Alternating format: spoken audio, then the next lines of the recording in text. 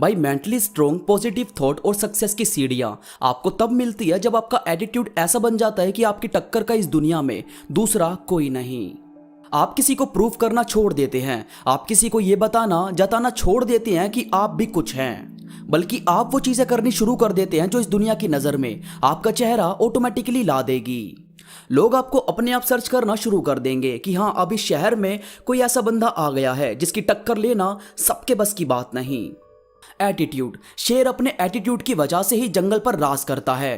बाज अपने एटीट्यूड की वजह से ही सबसे ऊपर उड़ना जानता है, क्योंकि दोनों जानते हैं कि हम अगर एवरेज के साथ रहेंगे तो एवरेज बनकर ही रह जाएंगे।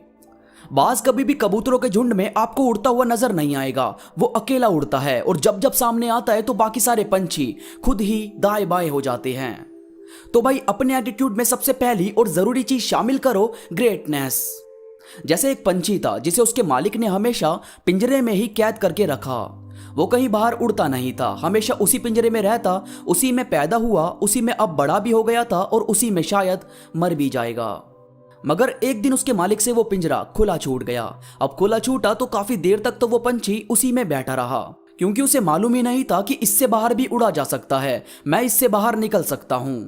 वो तो बस उसी में रहा और बड़ा हुआ है। तो थोड़ा थोड़ा करके वो बाहर की साइड आया और हल्के से उड़ने की कोशिश की। वो हल्का सा उड़ा तो पहले तो गिर गया, फिर दोबारा उठा और जोर से उड़ने की कोशिश की। इसके बाद तेज हवा आई और उसे अपने साथ उड़ाकर ले गई। पहले तो उसे समझ ही नहीं आया कि ये कौन सी दुनिया है, ये मैं कहां निकल गया हूं, मेरा मालिक जो मुझसे इतना प्यार करता है वो मेरे बारे में क्या सोचेगा। जबकि उसे थोड़ी ना पता था कि उसका मालिक ही उसका दुश्मन है, जिसने सारी जिंदगी उसे पिंजरे में कैद रखा। वो उड़ता रहा तो भूल गया कि जाना किधर है। बहुत इधर उधर घूमा, कहीं से उसे अपना पिंजरा नहीं दिखा। फिर वो थक हार कर एक पेड़ की डाली पर बैठकर रोने लगा। अब जिस पेड़ पर वो रो रहा था उस पर बहुत सारे कबूतर अपना अपना घोंसला बनाकर रहते थे।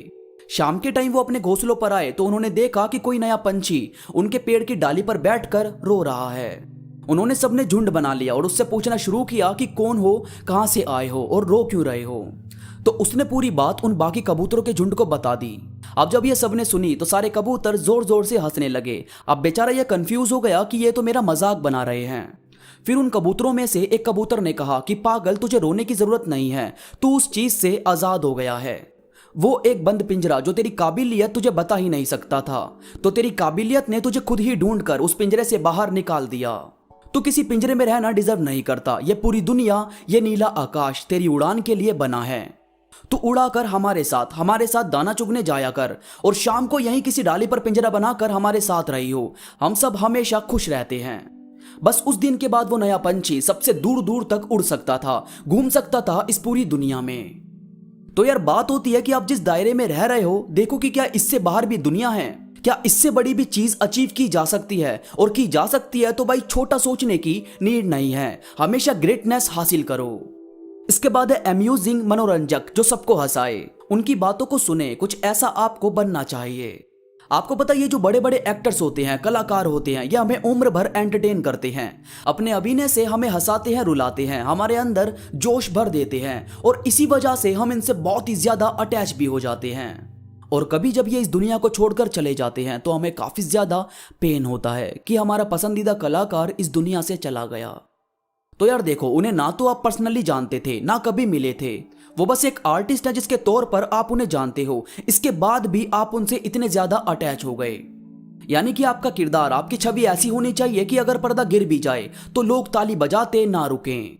इसीलिए थोड़ा एंटरटेनर होना जरूरी है, इससे लोग आपको जिंदगी भर नहीं भूलते। इसके बाद है सपोर्टिव। आपके लिंक में कोई इंसान है या आप खुद भी हो। कभी ऐसा हुआ है कि आपको किसी ने अपने सपनों पर काम करने के लिए अप्रोच ना किया हो और वहीं एक इंसान हो जिसे आप पर बिलीव हो, तो वो इंसान हमें जिंदगी भर याद रहता है। तो बस आपको इस चीज से समझ आ गया होगा कि सपोर्टिव बनना कितना जरूरी है। इसके बाद है चैलेंजिंग। यार देखो, सिंपल चीजें तो कोई भी कर लेता है, बात तो उसकी है जो चैलेंजिंग रोल प्ले करे। अब जैसे श्री राम अपनी वाइफ के लिए एक ऐसे राक्षस से लड़ने के लिए आगे आए थे जिसने काल को भी अपने वश में किया हुआ था, और नतीजा क्या सामने आया कि सत्य की जीत हुई और आज हम श्री राम की पूजा करते हैं। तो भाई चैलेंज लेना बहुत जरूरी है। याद रखो, दुनिया के इतिहास में सिर्फ उसका नाम लिखा जाता है जो या तो जीतते हैं या अपने हौसले से सामने वाले को हिलाकर रख देते हैं, उनका नहीं जो हारने के डर से गिव अप कर दें। तो थोड़ा सोच कर चलो।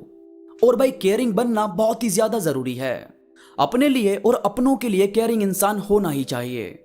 अब जैसे आपकी किसी से फीलिंग हर्ट हो रही है, कोई आपकी खुशियों को नहीं समझ रहा, कहीं आपको परेशानी आ रही है, तो जाहिर है आप ऐसी हर चीज को खुद से दूर कर दोगे जो आपकी खुशियों को मार रही है। यह होती है खुद की केयर।